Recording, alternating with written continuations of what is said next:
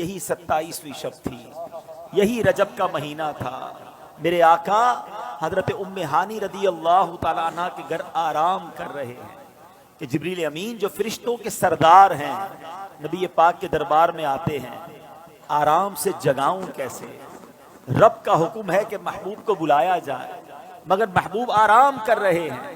یہ وہی آرام ہے، نہ جگانے پر صدیق اکبر نے نماز قضا کر دی تھی، نہ جگانے پر سیدنا صدیق اکبر نے سانپ کا ڈس جو ہے وہ برداشت کر لیا تھا، جگایا نہیں۔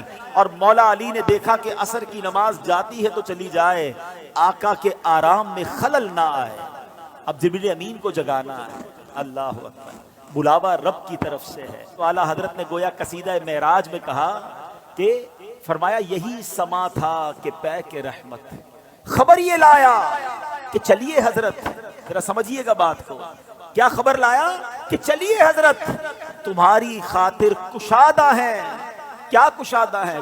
جو کلیم پر بند راستے تھے، نبی پاک کو حتیم میں لایا گیا، وہاں نبی پاک کے سینہ اقدس کو چیرا گیا اور اس میں نور کی برسات کی گئی، حکمتیں داخل کی گئی، پھر سینہ اقدس کو بند کر دیا گیا۔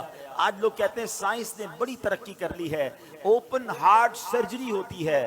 سنو، 1450 سال پہلے ایک بار نہیں، نبی پاک کی 4 بار اوپن ہارٹ سرجری ہوئی، مگر یہ کیسی سرجری تھی؟ نہ کوئی تکلیف ہے، آقا دیکھ رہے ہیں کہ دل کو باہر نکالا گیا ہے اور نبی پاک کے سامنے نور ڈالا جا رہا ہے۔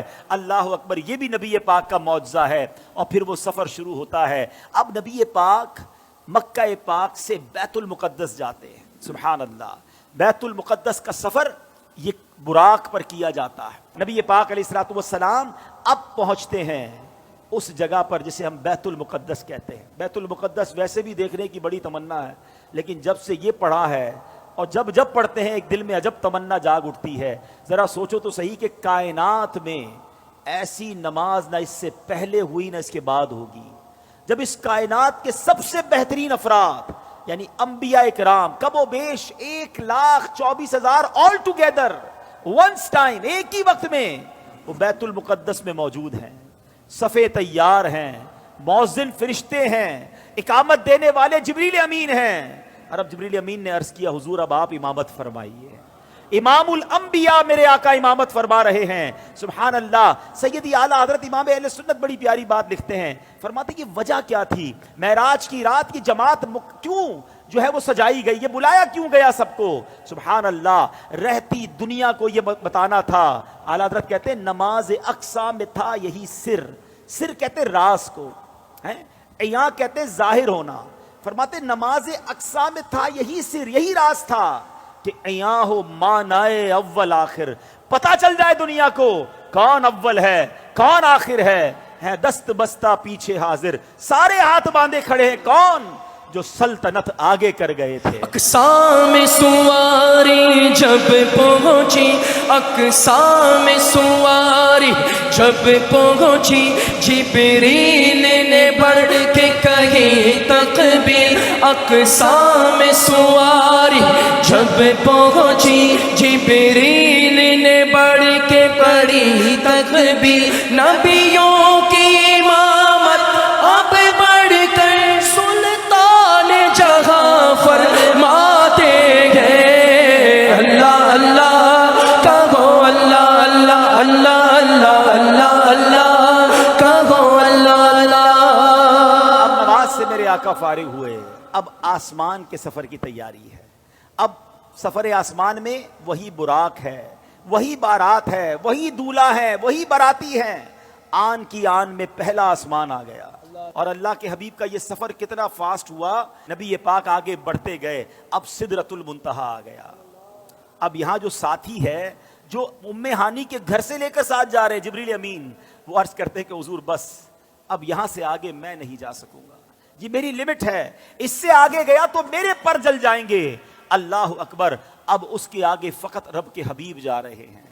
یہ وہ مقام ہے کہ جبریل امین بھی پیچھے رہ گئے۔ اللہ اکبر، اب جناب نبی پاک علیہ الصلوۃ والسلام جب آگے جاتے ہیں، جبریل ٹھہر کر سدرا پر بولے جو بڑے ہم ایک قدم، جل جائیں گے سارے بالوں پر، اب ہم تو یہیں رہ جاتے ہیں. جبریل ٹھہر کر سدرا پر بولے جو بڑے ہم ایک قدم جل جائیں گے سارے بالوں پر، اب ہم تو یہی رہ جاتے ہیں. اللہ اللہ کہو، اللہ اللہ اللہ اللہ اللہ اللہ کہو، اللہ اللہ.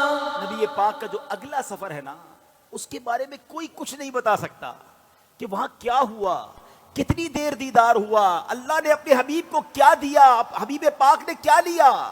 وہ ایسی راز کی باتیں ہیں، وہ ایسی کرم کی باتیں ہیں کہ جتنا اللہ کریم نے قرآن میں بتایا اور جتنا حبیب پاک علیہ الصلوۃ والسلام نے ہمیں آ کر بتایا، اس کے علاوہ کوئی اس کے بارے میں نہیں جانتا. تو اب یہ وہ سفر ہے میٹھے اسلامی بھائیوں کہ جب نبی پاک علیہ الصلوۃ والسلام یہ سفر کر کے واپس آئے، یہ عظیم سفر ہے.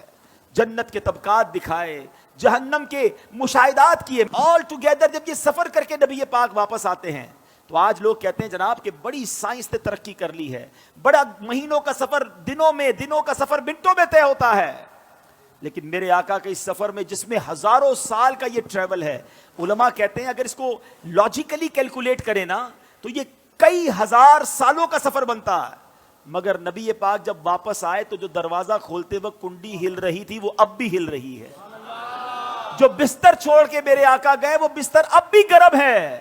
آقا نے وضو کیا تھا، ہم وضو کرتے زمین پر پانی بہتا ہے، راوی لکھتے نبی پاک آئے وہ پانی ابھی بھی بہ رہا تھا. تو ہو سکتا ہے آج کا یہ ماڈرن دور کوئی ماڈرن نوجوان آ کر کہے، سائنسدان آ کر کہے کہ جناب اب تو سائنس نے اتنی ترقی کر لی، تمہارے نبی تو اونٹوں اور گھوڑوں پر سفر کرتے تھے، آج ہم جناب چاند پر پہنچ گئے، مریخ پر پہنچ گئے، بڑا راکٹوں کا زمانہ آ گیا ہے، سپر سونک ایئر کرافٹ بن رہے ہیں، آواز کی رفتار سے زیادہ تیز طیارے بن گئے. بتاؤ کیا اسلام میں تمہارے نبی کے پاس کوئی ایسا معجزہ ہے جو آج کی سائنس کو جواب دے سکے؟ اللہ اکبر. سنو تو صحیح، ہزاروں سال کا سفر کر کے میرے آقا آتے ہیں اور کنڈی ابھی ہل رہی ہے.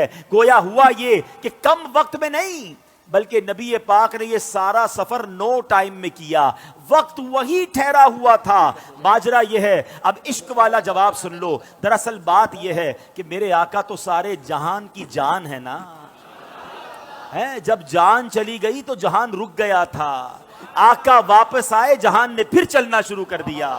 اعلیٰ حضرت کہتے ہیں نا وہ جو نہ تھے تو کچھ نہ تھا، وہ جو نہ ہو تو کچھ نہ ہو، جان ہے وہ جہان کی، جان ہے تو جہان ہے.